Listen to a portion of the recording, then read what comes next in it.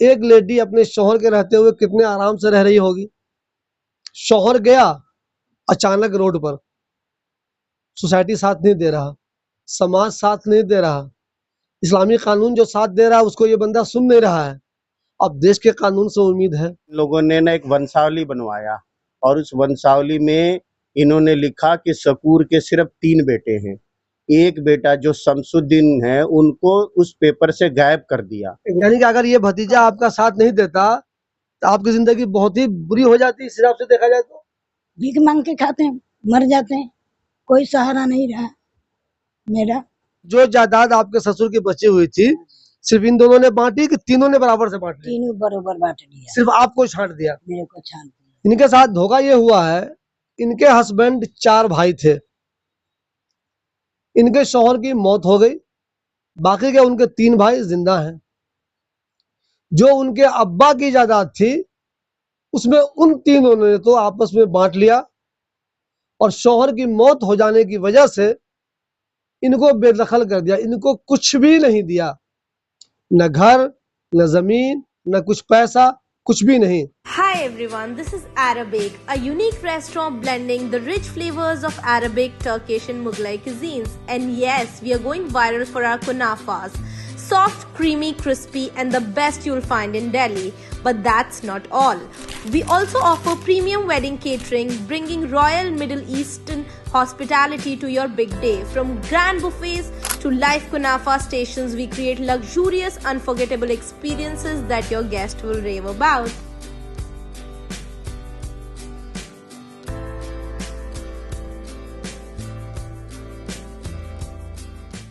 दोस्तों, आज 15 अगस्त है, पूरा देश आज़ादी मना रहा है। कहा जाता है कि ऐसे मौक़ों पे ये ज़रूरी है कि हर कोई खुश रहे, जो जिस लेवल का है अपनी अपनी हैसियत के हिसाब से खुशी मनाए। लेकिन क्या हिंदुस्तान में हर किसी को आज़ादी हासिल है? क्या हर किसी को उसकी हैसियत के हिसाब से उसका हक मिल रहा है ताकि वो खुशी मना सके? ऐसा बिल्कुल भी नहीं है। जिसको जहाँ मौका मिल रहा है वो अपने नीचे वालों के साथ बेईमानी कर रहा है, फ्रॉड कर रहा है, धोखाधड़ी कर रहा है। हर धर्म के लोग इस बेईमानी में शामिल हैं। मुसलमान ये कहते हैं कि वो अल्लाह के मानने वाले हैं, रसूल के मानने वाले हैं, हदीस को मानते हैं, लेकिन मुसलमान भी बहुत ज़्यादा बेईमानी करते हैं, अपने लोगों को उनका हुकूक नहीं देते। बहुत से लोग नमाज भी पढ़ते हैं, ज़कात भी देते हैं, पैसा हो तो हज पे भी जाते हैं, लेकिन ऐसे लोग लोगों का हक भी मारते हैं। हमारे साथ जो खातून है उनका नाम है मेहरुन्निसा, ये बिहार की रहने वाली हैं।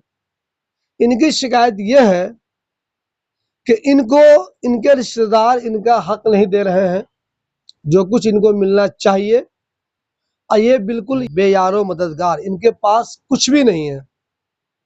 रिश्तेदार इनका सहारा है, उन्हीं के यहाँ ये अपनी बाकी की ज़िंदगी गुजार रही हैं। क्या आज इनको आज़ादी मनाने में अच्छा लगेगा? बिल्कुल नहीं लगेगा। इनके साथ धोखा ये हुआ है, इनके हस्बैंड 4 भाई थे, इनके शौहर की मौत हो गई, बाकी के उनके 3 भाई जिंदा हैं। जो उनके अब्बा की जायदाद थी उसमें उन तीनों ने तो आपस में बांट लिया और शौहर की मौत हो जाने की वजह से इनको बेदखल कर दिया, इनको कुछ भी नहीं दिया, न घर, न जमीन, न कुछ पैसा, कुछ भी नहीं। यानी कि शौहर के मर जाने के बाद इनके पास कोई औलाद नहीं है, यानी कि शौहर के मर जाने के बाद अब इनके पास कुछ भी नहीं है। तो क्या इस्लाम यही सिखाता है? क्या इस्लाम मजहब में ऐसा है कि अगर किसी के फादर जिंदा हैं और उसकी मौत हो जाती है तो उसके लिए कुछ भी नहीं बचता, उसकी वाइफ बेयारो मददगार हो जाएगी? ऐसा है? मेरे हिसाब से ऐसा बिल्कुल भी नहीं है। इन्होंने इमारत शरिया का भी दरवाज़ा खटखटाया है, लोगों से भी मिल रहे हैं, ऑफिसर हजरात से भी मिल रहे हैं, और ज़्यादातर लोग कह रहे हैं कि नहीं, इनको इनका जो हक है वो मिलना चाहिए। मगर अफसोस की बात यह है कि जो 3 भाई हैं, तीनों इनके देवर हुए, वो सब इनके साथ बेईमानी कर रहे हैं। उन तीनों ने जो भी दौलत थी वो आपस में बांट ली है। इनके ससुर जब जिंदा थे तब भी इनको इंसाफ नहीं मिला, अब वो भी इस दुनिया से चले गए हैं।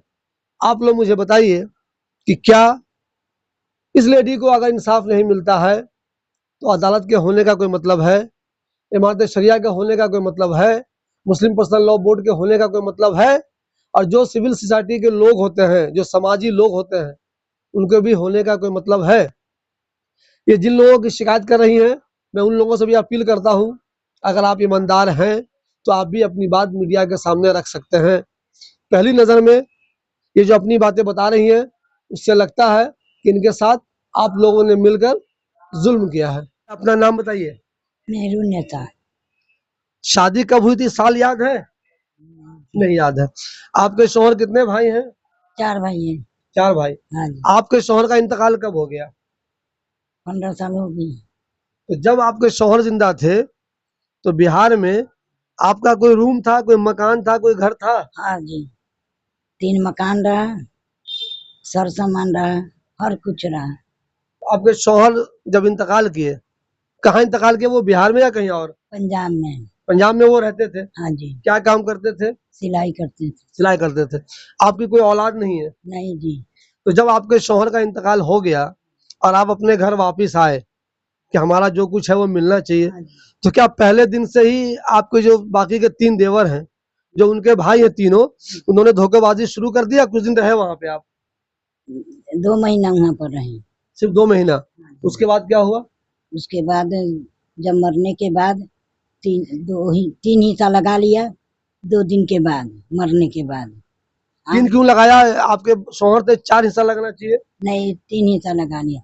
वो सब बोलता कि इसके भाई भतीजा का हिस्सा हो जाएगा, मेरे भाई भतीजा का हिस्सा हो जाएगा। अच्छा, वो ये डर रहे कि अगर मैं इनको दे दूंगा हाँ। तो ये जब ये मरेंगी तो वो किसी और को मिल जाएगा, लेकिन जब तक आप जिंदा हैं आपको कुछ चाहिए ना रहने के लिए?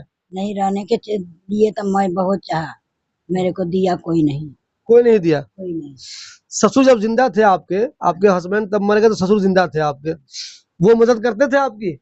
वो मेरे ससुर को बोलने नहीं देता, वो दोनों आदमी यानी कि आपके जो ससुर थे बहुत उन पे उनका बेटा हावी है? हाँ, दोनों। बेटा की सुनते हैं वो? बेटे को कब्जे में, वो उसको कब्जे में रखता, हमारे ससुर को। बेटा लोग? दोनों बेटे अच्छा, बहुत चालाक है। 2 या 3? हाँ जी, तीनों या 2? दोनों। तीसरा के ईमानदार है क्या? नहीं, तीसरा को रहा नहीं, पंजाब रहा। तीसरा वहां नहीं था? जो 2 गांव में रहता था हमेशा, वो ज्यादा चालाक था आपके हिसाब से? हाँ जी, उसने चालाकी की। दोनों। लेकिन जो जायदाद आपके ससुर की बची हुई थी, सिर्फ इन दोनों ने बांटी कि तीनों ने बराबर से बांट ली? तीनों बरोबर बांट लिया, सिर्फ आपको छांट दिया? मेरे को छान दिया जी। तो आप इमारत शरिया जो है मुसलमानों का जो देखता है, उनसे भी राब्ता कायम किया आपने? उनका जवाब आपके हक में आया कि बोला इनको देना चाहिए? वो सारे बोला कि उसको देना है। उसकी भी नहीं सुन रहा ये लोग? नहीं, कोई का नहीं सुनवाई लेते हैं।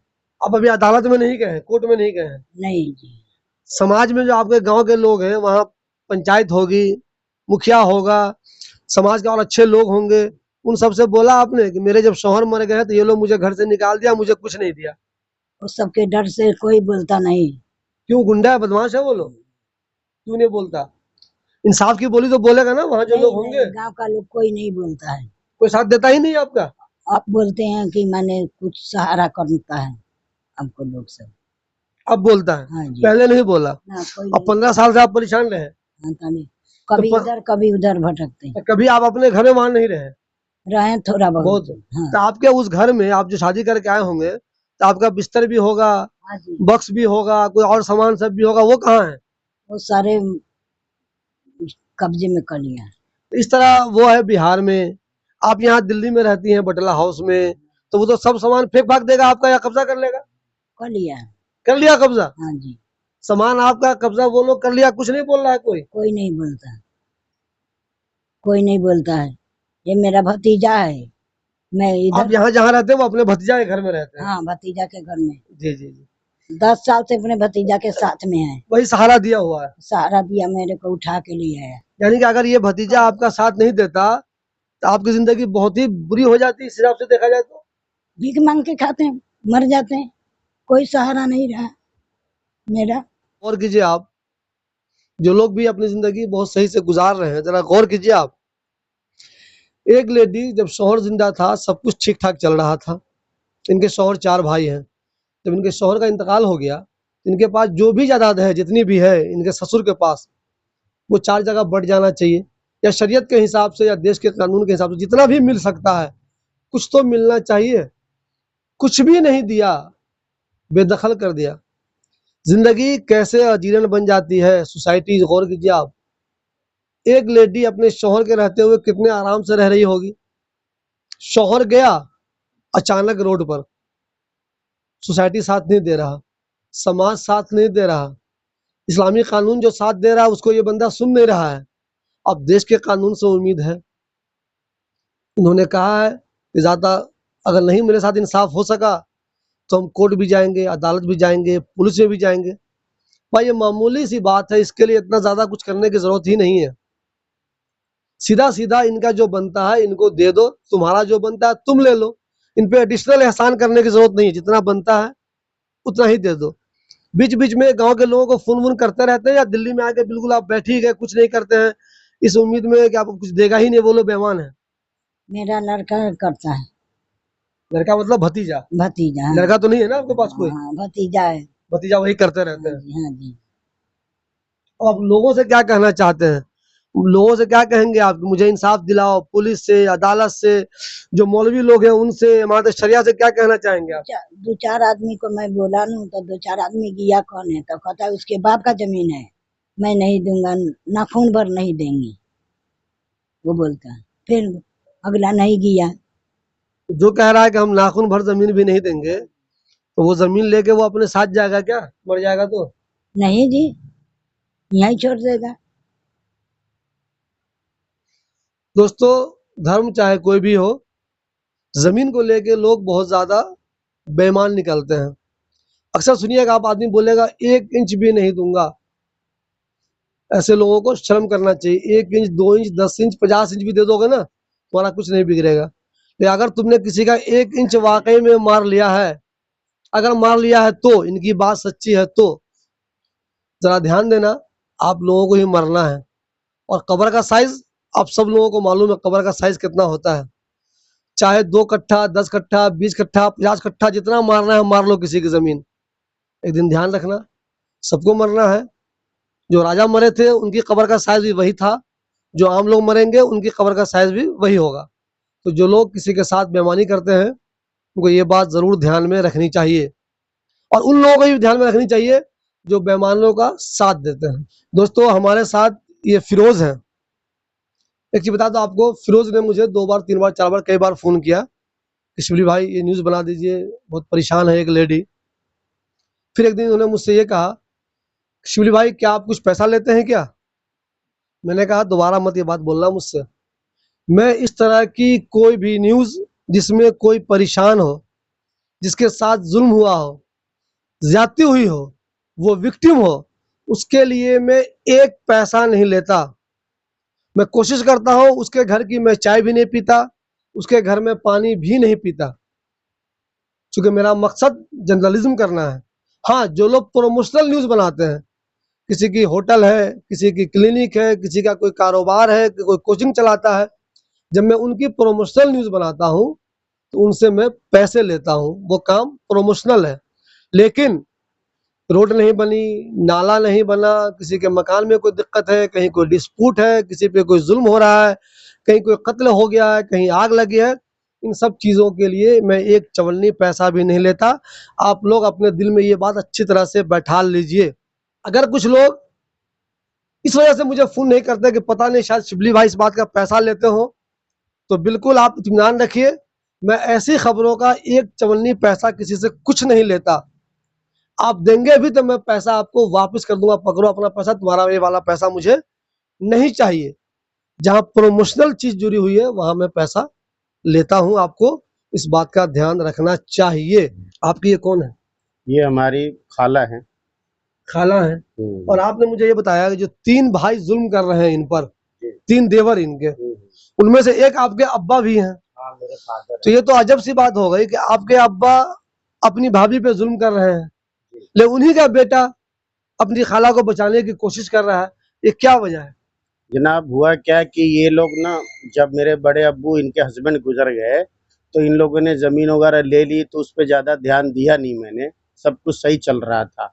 लेकिन मेरे घर में कुछ भी बात होती थी तो वो लोग क्या करते हैं, इनको घर से बार-बार निकाल देते हैं, यहाँ तक छोटे बच्चों की तरह हाथ पकड़ के निकाल देते हैं।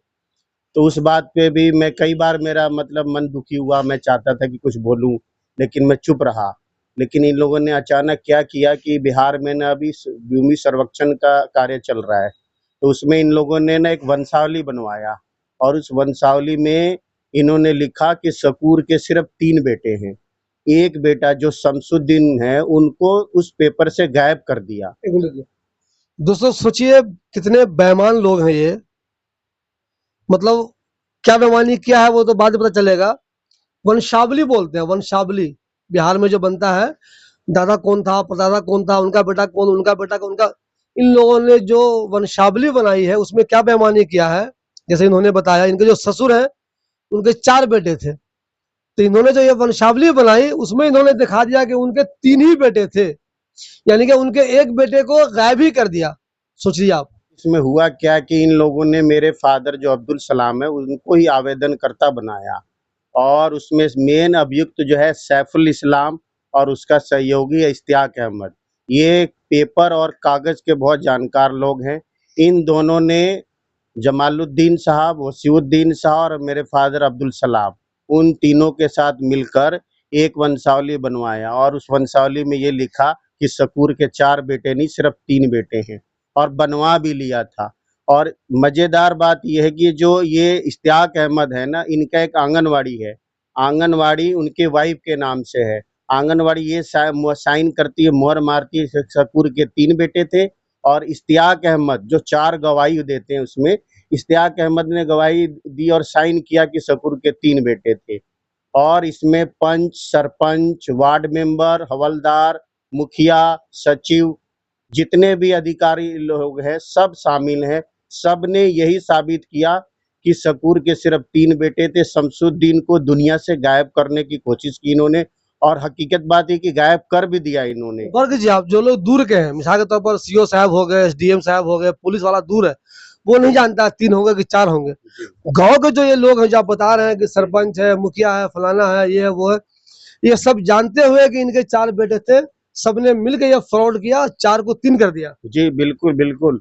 वार्ड मेंबर का तो काम बहुत बड़ा होता है, आंगनवाड़ी को भी पता है। आंगनवाड़ी तो हमारे खानदान का ही बंदा है, वो अलग नहीं है। उसने बेईमानी किया। जी, और गांव में तो लगभग जितने लोग हैं सब जानते हैं कि कौन कितने भाई है।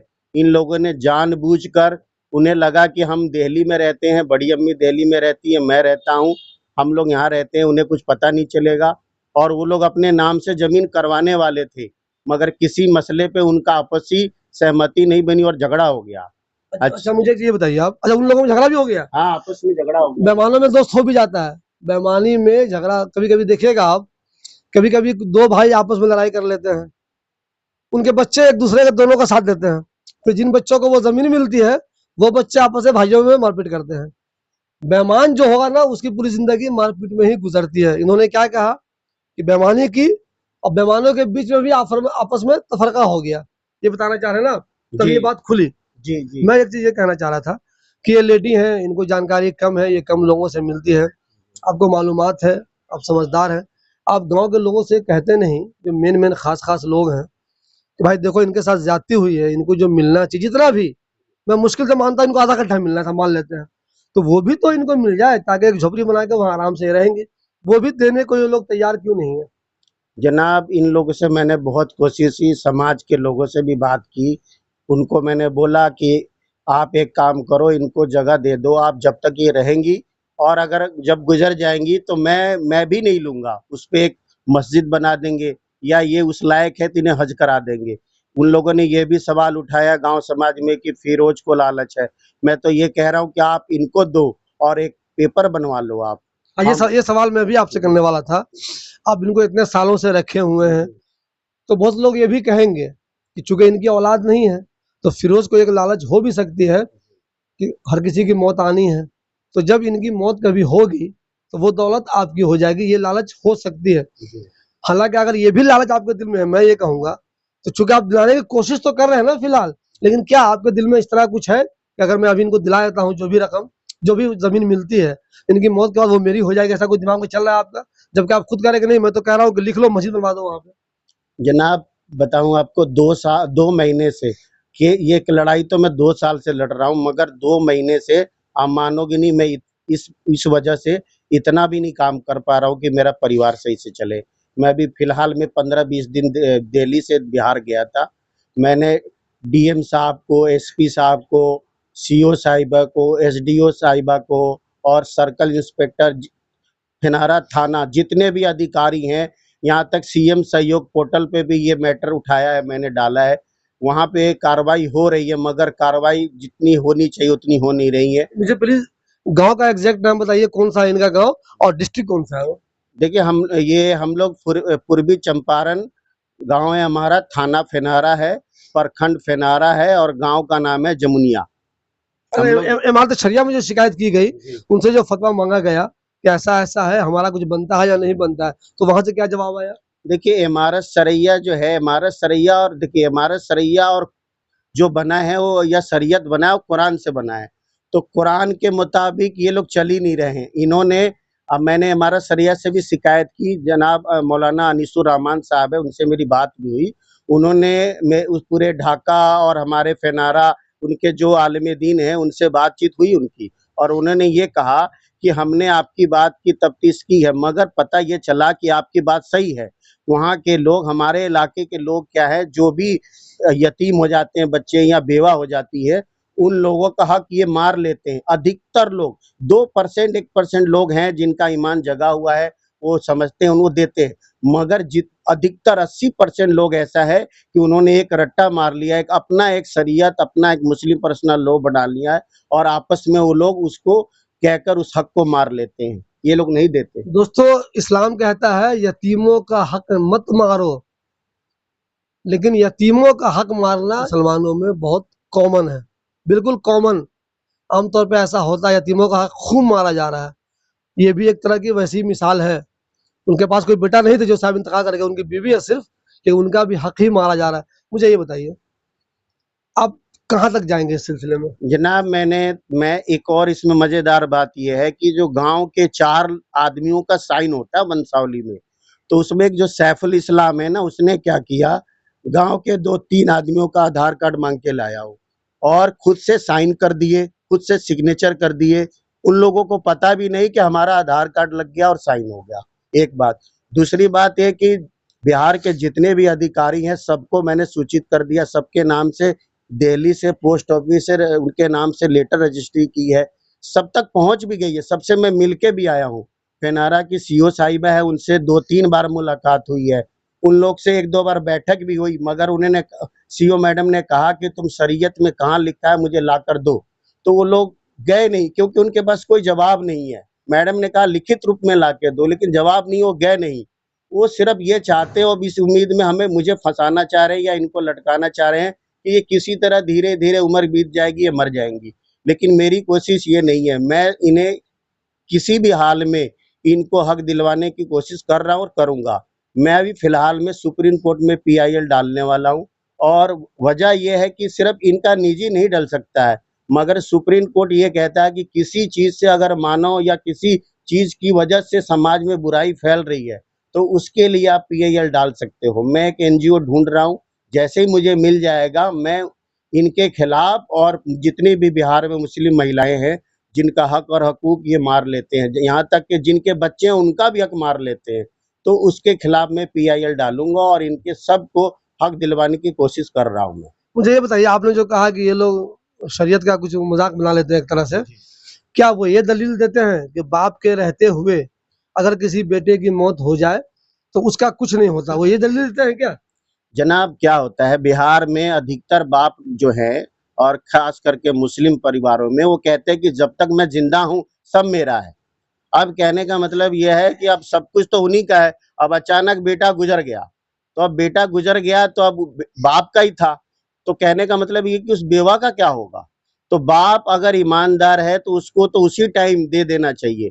मगर जब उस वक्त क्या होता है कि कुछ बेटे भी बाप पर हावी होते हैं, वो देना भी चाहते हैं तो बाप नहीं दे पाता। और एक और बात ये कहते हैं कि भैया कुरान के हिसाब से, शरीयत के हिसाब से, तो कुरान में जो लिखा है आप उसको फॉलो करो ना।